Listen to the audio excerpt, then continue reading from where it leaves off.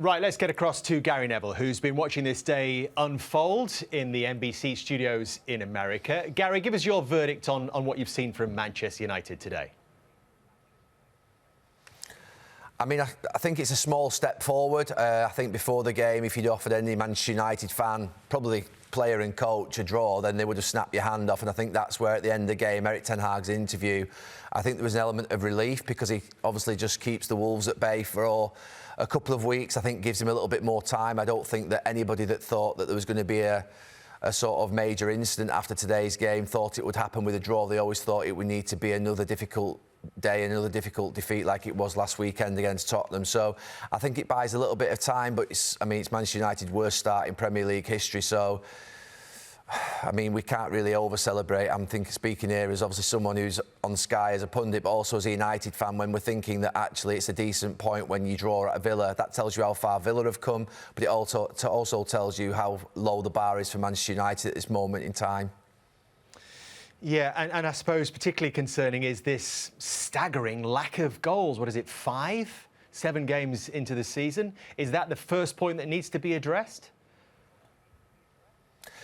Yeah, but when you rely upon moments, which obviously, Dave, we've talked about this now for 2 years, you rely upon moments, what you end up happening with is if players go into a little bit of a dip in form or you have injuries, obviously Højlund's been injured, Rashford's had a dip in form, Bruno's going through a rare sort of difficult patch for him when it comes to goals. So then you end up in a situation whereby you haven't got the patterns of play, you haven't got the sort of, if you like, the combinations to rely upon that can maybe get people goals. And I think Manchester United also they're not very good on set pieces either. So that's the problem. You know, you play in moments, you end up, if players lose form, you don't score in moments, and that's exactly what's happening at this moment in time. Manchester United have somehow got to find a way of playing where patterns develop and people are telepathic and they make the runs without even knowing, and it doesn't happen. I mean, the front four of United today, Garnacho, Rashford, Højlund and Fernandes, is a front four that a lot of, I think, top teams would look at and think, that's not a bad top four, it's not a bad front line.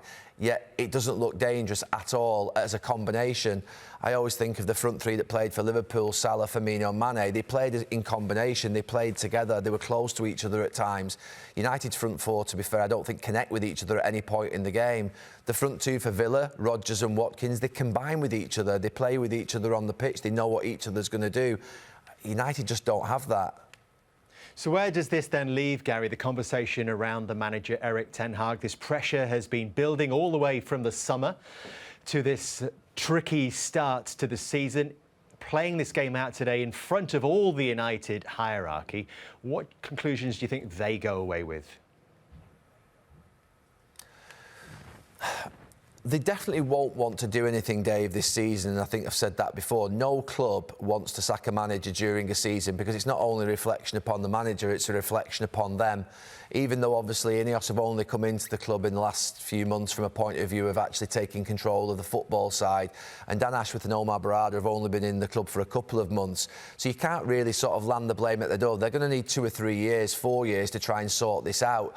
But obviously the club did make the decision to keep Erik Ten Hag in the summer, and they don't want to have to basically reverse that decision after only 6 or 7 games. So they've just got to hope in this next couple of weeks, through maybe a reset, maybe some sort of thinking time, some planning.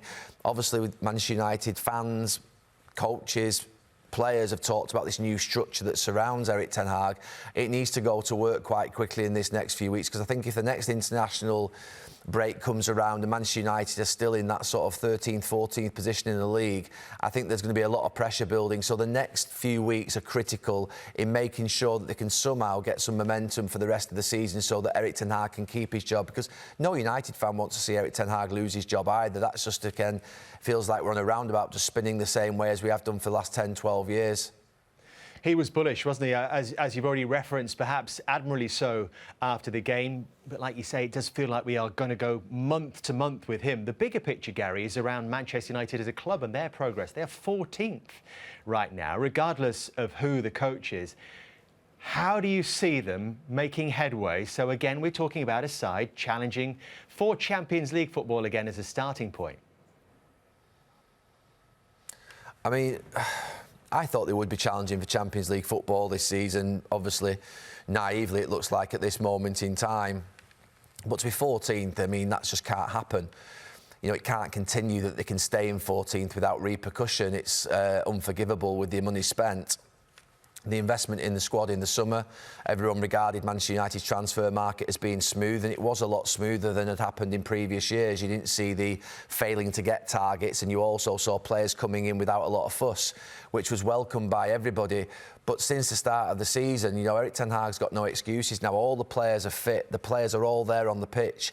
They're his players. I mean, you look at today, he's had to revert to Harry Maguire, obviously, maybe we thought was leaving United 18 months ago, and Johnny Evans, who's obviously getting on in years. And his first choice partnership of De Ligt and Martinez, you know, were on the bench. I know that obviously De Ligt came on, but they were the players that were supposed to get Manchester United up the pitch, play that higher line, be more aggressive, get that style implemented that Erik ten Hag wanted to implement when he first came to United. You know, we seem to be going one step forward and two steps back. And to be fair, at this moment in time, it's a real struggle. How you even look at Champions League at this moment in time, you can't. And that's a problem for Ineos. I think that in terms of the PSR and the sustainability, the financial rules, United are right on the edge. So they've got to try and bring extra revenues in at this moment in time, and not being in the Champions League causes them a big problem in more ways than one.